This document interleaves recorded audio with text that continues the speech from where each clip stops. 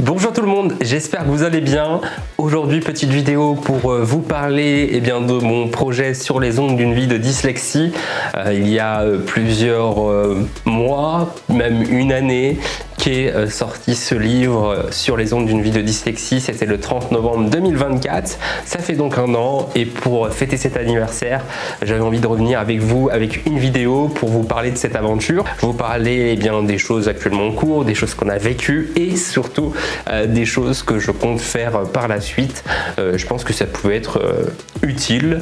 Avant de commencer, j'aimerais tout simplement vous remercier et saluer le travail et l'engouement qu'il y a eu derrière sur les ondes d'une vie de dyslexie, parce que vous avez été nombreux à travers la France à déjà me faire confiance. Au début, quand je l'ai écrit, j'ai pas pensé que justement ça pouvait aider et notamment pouvoir avoir autant de retours constructifs pour pouvoir faire avancer les choses, finalement délivrer le message qu'on n'est pas tout seul en tant que 10. Je pense qu'un 10 est de nature très curieuse et créatif, et en fait le fait de pouvoir avoir vos retours sur la lecture ou lors des conférences, ça m'a permis de pouvoir mieux comprendre justement mon trouble, pouvoir le partager aux autres et pouvoir aussi entre guillemets créer des synergies pour vous partager tout ça. Je vais un peu, pour ceux qui ne connaissent pas et qui connaissent pas assez le projet sur les ondes d'une vie dyslexique, revenir un peu à la base de ce livre.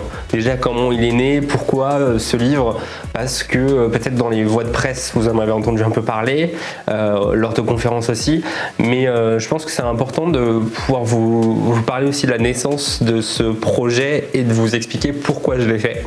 On perd forcément des proches et des gens auxquels on est cher, et pour moi ça a été mon grand-père, l'un de mes grands-pères que j'ai perdu du coup en 2024. Et en fait il faut savoir que je me suis rendu compte que j'aimais, pendant mon temps libre et pendant des petits moments de réflexion, écrire des réflexions, des anecdotes, des histoires. En fait, tout ça, ça m'a été un peu plus, on va dire, en exergue. Et je me suis rendu compte qu'en fait, la vie, elle était à la fois riche et à la fois courte, et que j'ai eu des difficultés, beaucoup de gens vivent des difficultés, et que si un jour j'ai la chance d'avoir des enfants, je souhaite leur laisser en fait un peu un cadeau, et surtout un message que j'aurais peut-être la plus dure de dire plus tard, c'est-à-dire que peu importe vos échecs, peu importe vos difficultés, peu importe les réussites, qu'elles soient bonnes ou compliquées, il faut toujours avancer, toujours croire en ses rêves, ne jamais abandonner, surtout jamais se laisser dicter les choses, car c'est seulement votre cœur qui justement pourra délivrer la bonne voie, et que justement le fait de peut-être avoir des handicaps, des troubles ou autres, en fait c'est loin d'être un frein, c'est quelque chose auquel on apprend et auquel ça nous construit un peu tous les jours. Donc au début je me suis mis à écrire un peu comme ça de temps en temps sur mon temps libre. Ce projet d'écriture était destiné uniquement pour mes enfants, il n'était pas du tout voué à être partagé au grand public, à sortir et à avoir cette forme que vous avez aujourd'hui entre les mains. C'est à peu près on va dire à un quart de l'écriture que je me suis rendu compte, cette histoire et les troubles que j'ai eus en fait résonnent dans plein des destins et plein d'espérances de beaucoup de monde, et que ça pourrait être intéressant de les mettre en avant pour pouvoir justement se dire qu'on n'est pas seul, se dire qu'on peut aider les gens, se dire que il y a des moments où moi ça a été très très difficile, des moments où ça a été au contraire beaucoup plus libre, ce qui est le cas aussi dans des vies où on n'a pas forcément des troubles, mais je pense que c'est quelque chose qui est encore davantage là quand on vit la dyslexie, quand on vit la dyscalculie, quand on vit la dyspraxie. On a des périodes où ça peut être vraiment compliqué, au contraire ça peut nous servir. C'est ça que je me suis rendu compte dans mon écriture, et du coup j'ai tout de suite dit peut-être que je peux le délivrer aux gens, peut-être que ça peut aider, peut-être que ça peut servir. Donc j'ai cherché sur internet, j'ai essayé de voir s'il y avait d'autres auteurs qui traitaient de ce sujet. Et je me suis rendu compte qu'il y avait très peu de gens qui avaient écrit vraiment sur leur vécu. Beaucoup de gens qui racontent la dyslexie, soit parce que ce sont des professionnels de santé, soit parce que c'est des gens qui ont eu des oui-dire, soit parce que c'est des gens qui ont l'habitude et qui vont récupérer des témoignages par-ci par-là sans vraiment connaître, sans vraiment comprendre et du coup le glisser. Ça peut être des magnifiques livres comme ça peut être des livres un peu plus, on va dire, en décalage de la réalité. Et du coup, je me suis dit, rien de tel que parler de son expérience. Donc j'invite aussi les gens à aussi, pourquoi pas, faire comme moi, partager votre vécu parce que ça peut être riche de sens. Donc voilà, c'est comme ça qu'est né ce projet. Donc j'ai un peu effacé une partie de ce que j'avais commencé à écrire pour reformuler, pour que ça intéresse et que ce soit plus un projet concret de livre. Dans ma tête, je me suis dit, si je devais sortir un livre, ça sera forcément le 30 novembre. Pourquoi ? Sans doute par superstition et par côté de me dire c'est quelque chose de personnel, je veux que ça reste avec cette attache et cette marque quand même. Donc du coup, le 30 novembre coïncide avec mon anniversaire. Et je me suis dit, c'est un peu ce cadeau, c'est mon cadeau, c'est le cadeau que je délivre aux gens. C'est une date parfaite pour pouvoir justement sortir ce projet très personnel où je vous délivre une grosse partie de moi et de ce que j'ai pu vivre. Donc vraiment ça a été... donc j'ai commencé à écrire, on va dire, en mois de juin et ça sortait en novembre. Donc il y a eu vraiment tout un travail pour pouvoir le sortir à temps le 30 novembre. Il faut savoir qu'en octobre, quand il y avait les précommandes, il restait toute une partie, en fait toute une fin, toute une conclusion du livre qui était encore à écrire et réécrire. Donc ça a été vraiment un coup d'accélérateur pour pouvoir sortir le livre à temps et pour pouvoir le partager. Et j'ai été assez surpris parce que du coup, dès le début, on a eu des précommandes du livre, ce qui m'a donné aussi un coup de boost, un coup d'énergie. Ensuite, le livre a continué son chemin et on a commencé en février à faire plusieurs premières conférences. La première, elle a été du côté de Saint-Malo, auquel j'ai pu découvrir et un peu appréhender cette démarche de parler de cette histoire, essayer de voir un peu qu'est-ce qui intéressait les gens, comment l'aborder, même si je trouvais qu'il y avait quand même...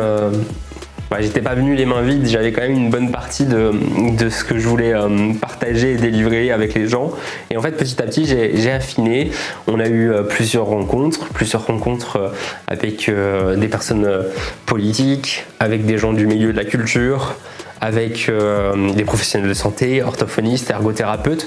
D'ailleurs, vous êtes beaucoup à être spécialiste de santé, ergothérapeute, orthophoniste, à acheter mon livre, à parfois me poser des questions.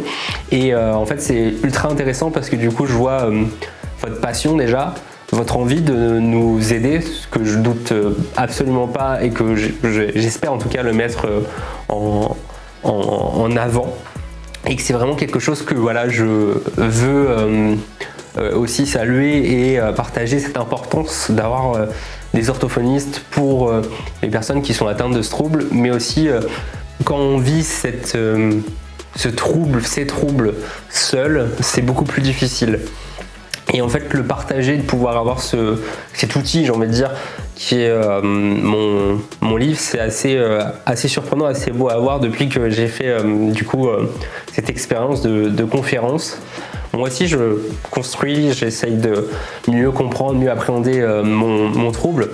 Comme je le dis très souvent lors des rencontres qu'on a l'occasion de partager, ma dyslexie et mes troubles 10, parfois on peut les cacher, parfois on ne peut pas les cacher, et pendant longtemps on a une sensation, je pense que tout le monde l'a, une sensation de honte, une sensation de gêne, parce qu'en fait la société nous le met en avant, et en fait cette sensation de gêne, cette sensation de honte, on ne doit pas l'avoir, on doit au contraire pouvoir s'en détacher, parce que c'est pas en ayant cette sensation de honte, en se disant je suis pas comme tout le monde, pourquoi je suis comme ça, qui sont des mots que vous retrouvez dans mon livre et qui colle à énormément de gens, c'est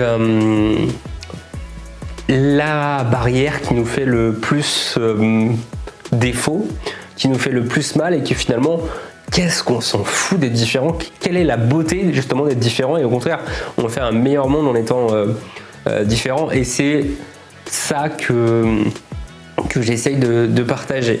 Donc là, pour les années futures et pour l'année qui arrive, j'aimerais développer encore davantage les conférences. Donc voilà, si vous êtes une association, que vous êtes une personne qui a envie de parler des troubles 10, de découvrir un peu cet univers-là, n'hésitez pas à me contacter sur mon adresse mail, elle va s'afficher quelque part ici, et on pourra réfléchir pour pouvoir créer des événements en fonction voilà, de vos besoins, de votre budget. Si vous n'avez pas de budget, voilà, on peut trouver aussi d'autres solutions.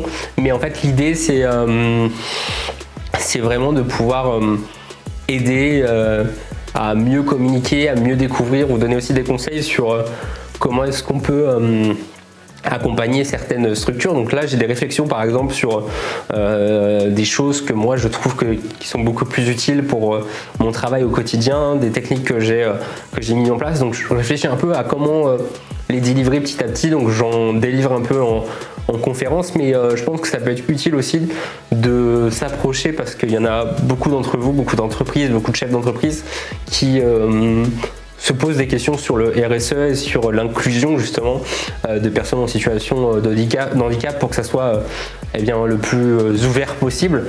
Et en fait, ils se rendent compte beaucoup que finalement, oui, il n'y a pas de frein, et au contraire, il y a des richesses à trouver pour pouvoir fonctionner et encore développer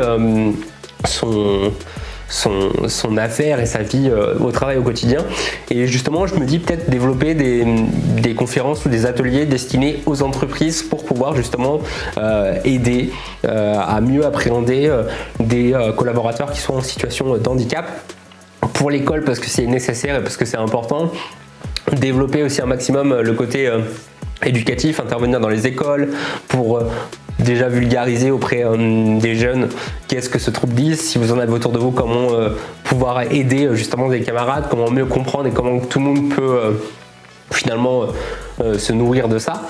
Et puis aussi la partie plus, on va dire, parents et enseignants, des techniques, des aides, des contacts, des associations qui peuvent justement aider des jeunes à apprendre avec leurs moyens, de découvrir qu'est-ce qui fonctionne pour eux, qu'est-ce qui ne fonctionne pas pour eux, parce que effectivement, je pense que tout le monde qui a des troubles 10, on essaye énormément de méthodes. Il y a des méthodes qui marchent pour certains, d'autres qui marchent pas pour d'autres, et c'est intéressant de pouvoir justement partager ça. L'autre information que j'ai oubliée et qui était pour moi la plus importante à vous dire dans cette vidéo, c'est la demande du livre audio. Beaucoup de gens ont demandé un livre audio, et ce qui est vrai qu'il y a aussi une réflexion que je m'étais dit dès la création de faire un livre audio. Pourquoi je ne l'ai pas fait dès le début? Parce que déjà je ne savais pas si le livre allait fonctionner, allait se vendre, si ça allait vous intéresser, si ça allait être quelque chose auquel il fallait vraiment que je mette une énergie dedans. Donc du coup en fait je n'ai pas pris vraiment conscience dès la sortie du livre. Donc en fait c'est plus difficile quand vous sortez pas tout d'un coup. Et aussi j'avais aucune connaissance sur comment est-ce qu'on fait pour sortir un livre audio. Donc j'ai un peu plus de connaissances aujourd'hui, heureusement. Et ce livre, ce qui bloque, c'est que pour le moment je ne suis pas satisfait du rendu de ce que j'ai enregistré. J'ai envie de sortir quelque chose qui me ressemble, quelque chose que j'imagine, et pour le moment la chose que j'imagine, je n'arrive pas à le mettre en place parce qu'il y a des petits détails qui me perturbent. Donc en fait pour le moment on est encore en stade de brouillon si on veut, c'est-à-dire qu'il y a plusieurs chapitres qui ont été enregistrés.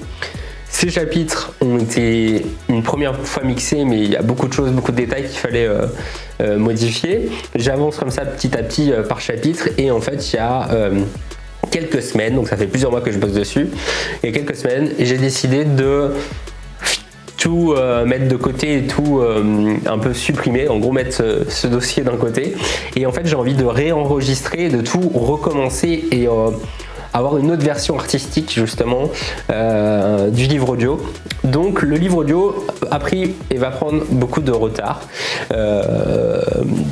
J'espère, parce que je suis toujours optimiste, pouvoir le sortir début janvier ou février 2026, mais c'est vraiment un côté optimiste parce qu'en réalité on est loin d'avoir une version sortie pour février 2026 avec le temps que j'estime devoir consacrer dessus. Donc 2026 c'est sûr, il y aura une version audio du livre. Quand elle sortira, je ne sais absolument pas quand elle va sortir parce qu'en fait elle n'est absolument pas prête et finalisée, elle est toujours en stade de brouillon et du coup de réenregistrement. Donc ça c'est vraiment un des points qu'il faut absolument que j'avance parce que beaucoup de gens veulent justement quelque chose d'encore plus accessible.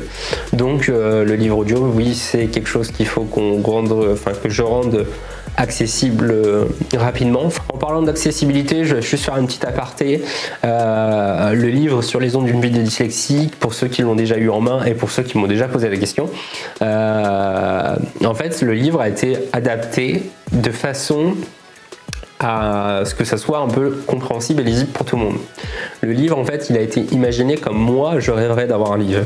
C'est-à-dire que je me suis dit, si je dois faire un livre, ça a été une réflexion et un côté complexe très très difficile pour moi, c'est que j'ai dû me battre et batailler pour me trouver quelqu'un qui soit capable de ne pas changer mes propos, de pouvoir garder une cohérence et de pouvoir garder une mise en page que je rêvais et que je voulais mettre en place pour ce livre, parce que pour moi, si je dois faire quelque chose qui a une compréhension pour tout le monde, c'est-à-dire que vous ne soyez pas 10, vous êtes tout à fait capable de le lire, mais que vous êtes 10, bah justement normalement ça devrait pouvoir vous aider à améliorer. C'est que le livre est très aéré, vous avez vu, il y a beaucoup d'espace très large. On a aussi pas de numéro de page. Les numéros de page, c'est volontaire qu'il n'y en ait pas. C'est pour vous permettre de pouvoir progresser, de pouvoir se dire, bah, si mettons pour vous c'est davantage fatigant de lire, bah, de pouvoir se dire ok, j'ai avancé, j'ai fait un chapitre, est-ce que je me lance dans un prochain chapitre, etc. C'est pour pas se marquer et se dire hop, bah là j'arrête parce que je sais que je suis à tel numéro de page. En gros, c'est se forcer à finir ce chapitre et de pouvoir se dire j'ai progressé, je vais pouvoir avancer. C'est l'idée que j'avais en tête. Donc c'est pour ça que le livre a été créé dans cet univers. Je vous remercie en tout cas pour tout le soutien encore une fois. Un joyeux anniversaire à ce livre et on se donne rendez-vous pour de prochaines aventures, de prochains mois. Si vous voulez me soutenir ou m'envoyer un mail, le mail s'affiche juste ici, le lien du site s'affiche également et on se donne rendez-vous pour les futurs événements, rendez-vous qu'on pourra faire ensemble en physique et vous découvrir aussi ce fabuleux livre. À bientôt.